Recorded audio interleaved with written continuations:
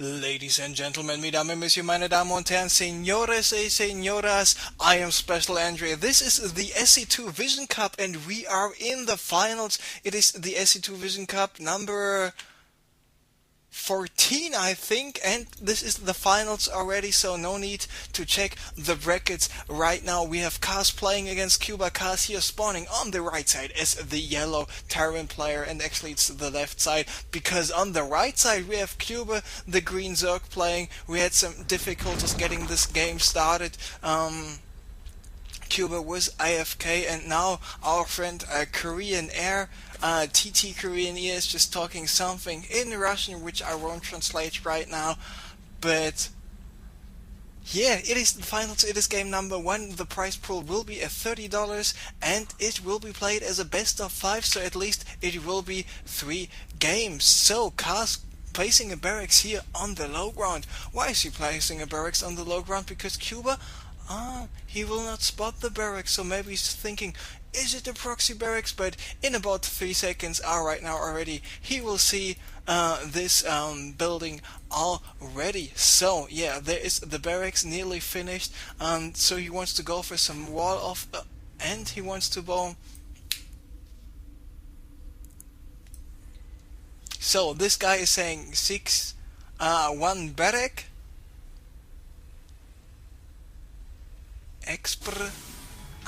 One barracks expand. So here, I'm translating this for you. He wants to go 1 barracks expand, builds 2 more barracks, then he will go for 2 refineries, and then he will build his factory. This is the prediction of Korean Air, and Special Andre once again being all international here.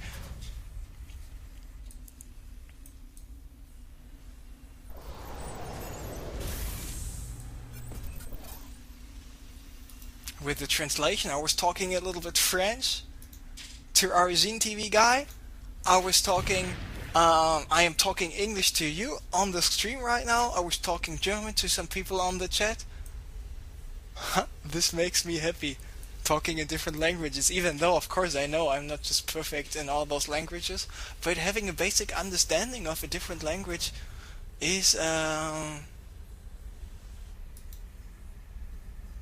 good, because for example, if someone is talking to me in German, even though German is not his native language, I feel honored that this person is trying to talk in another language to me. And that's why for quite some time I was afraid to talk English, because I knew my English was not that good, so I didn't want to embarrass myself making any mistakes talking in that language.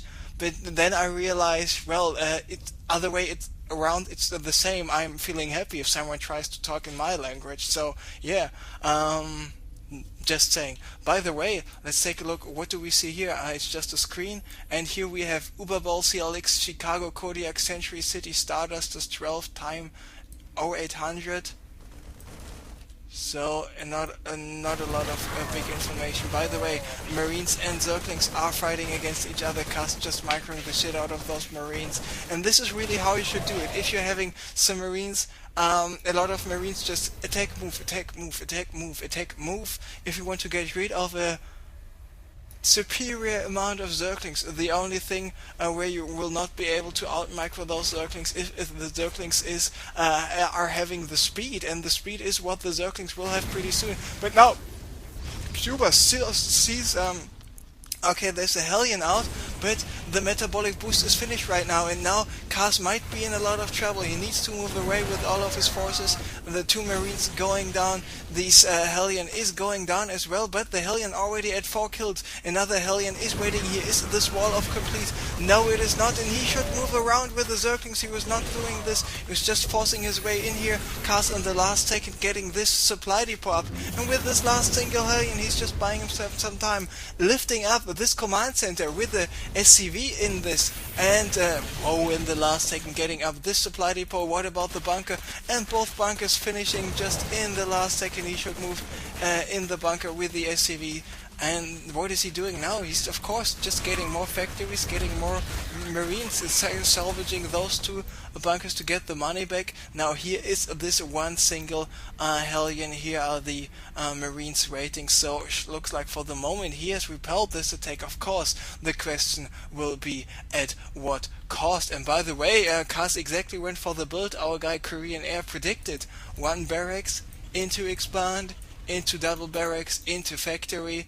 But not just yet, because he said he will get 2 gas, but instead he just got 1 gas for the moment. So what is Kuba doing? Getting rid of the destructive Roxy, of course. This is something you can do, and Kaz tries to go for some more Hellion harassment here, but good job by Kuba actually getting us around on this Hellion number 1. Hellion number 2 gets away just in time.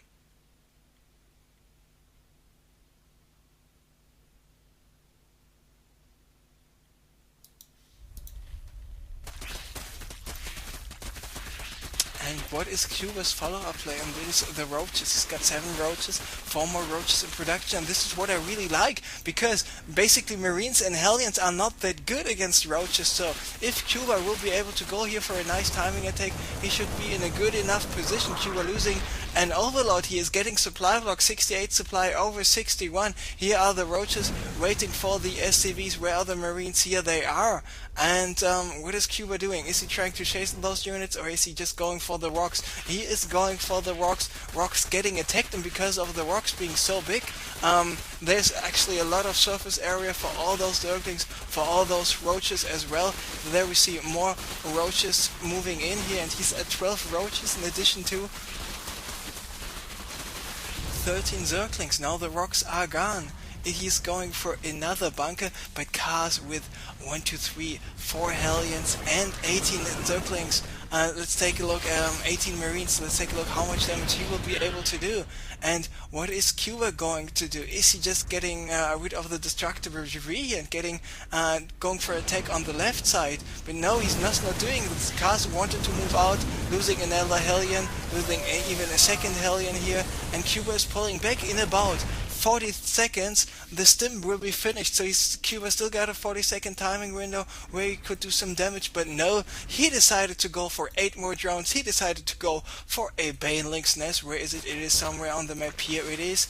More lava being injected here, of course. So 9 drones more in production. He will be on 48 drones pretty soon. This should be enough production capabilities to get shit tons of Banelings, and with the roaches and Banelings he should move in, but he's deciding to attack with the roaches right away, not doing the best job at microing his forces. 1 bunker going down. Kaz now with the stim here, and of course stim with the combat shield could be a 2-edged, double-edged sword, but no, Kaz is having enough Marines, and the decision by Kuba to wait for an attack and then attack once again to have Kaz enough time to get this Marines up, not the best. I mean, he decided to go for all of those drones. And if you go for the drone, don't attack. Only attack if you know you can secure some reinforcements. Kuba was not doing this. And these are the small mistakes I think Kuba is doing, because he's just not 100% sure about this decision making.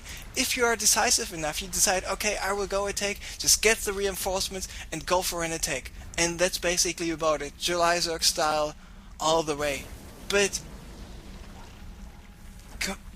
attacking, pulling back, going for super many drones, and then attacking with an inferior force, allowing your opponent to take up even more.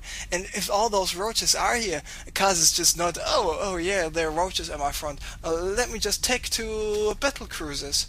This makes no sense, and that's why Kaz is currently in slightly of a better position, because having so many Marines, he's just waiting for the combat shield and 1 or 2 medivacs before he can move out, because he needs to heal all those stim Marines here in the yellow, and he needs to have the combat shield to make the stim a little bit more effective, a little bit more, and those Marines a little bit more long lasting. And the centrifugal hooks is 90 seconds away from being finished for Kuba, which means he needs if Kaz is trying to move out in the next 10-15 seconds, he will be in a good position to do some damage, but no, he does not want to move out, but instead he wants to go for a drop. So let's follow this medivac around and see how much damage he will be able to do. And let's hope for the Medivac that this Medivac will not look like this Medivac in a couple of seconds, but because of the fact that there are no mutas out, I don't think this will be the case. Nice job by Kuba intercepting those forces here by Kaz, so he will not be able to do as much damage as he would have liked with those drops. But Kaz is now moving out, having enough medivacs, having enough upgrades, got the +1 finished as well. And now he's sieging up with the tanks. Does Kuba know about the siege tanks? Yes, he does. And now what is Kaz doing? Is he going for a Raven? Looks like no, not just yet, because there's not even a tech lab here on the starport. So looks like if he wants to get rid of the scans of the creep tumors, he will be forced to use some scans. But he's not just going yet for an attack. He's just, by the way, incoming supply ship at... This live ticker is changing the text right away. I don't like it. Anyway, so Kaz needs to siege up. He needs to siege up faster. He was not sieging up fast enough, and that's why he's losing some siege tank. But bad micro once again by Kuba, just rolling in with the Balinks and just getting killed at this. Taking the siege tanks. Do not like this decision, but yeah, and now he's paying the price. All those stimp marines with the +1 and the medivacs taking out overlords, drones, roaches, zerglings, and most important of all, this hatchery here at the center location. Kaz needs to rearrange his siege tanks and just go for the kill. Because yes, those planetary fortress will be finished in a couple of seconds. Does he know about this base? Yes, he does, because he's got a marine here at the Zelnaga watchtower. So getting rid of the gold, reinforcing with more troops, and then go for an attack is what he should do. And counter-attack by Kuba is coming up with 4 bunkers, 3 siege tanks waiting here, and maybe we should even see AGG coming up by Kuba, who's just losing more and more units. Let's take a look at the units killed, workers killed, and you see the more yellow we see on those bars, the more damage will be done. Let's take a look here at this battle, and there's just a couple of roaches left here in the bottom side. So well played by Kaz. A couple of mistakes were made by Kuba, and he's paying the price. I'm not 100% sure what's up with Kuba. I saw him play much better, and Kaz having no problems at all taking game number 1, and he even left the map choice to Kuba. So congrats to him, and game 2 coming up right away.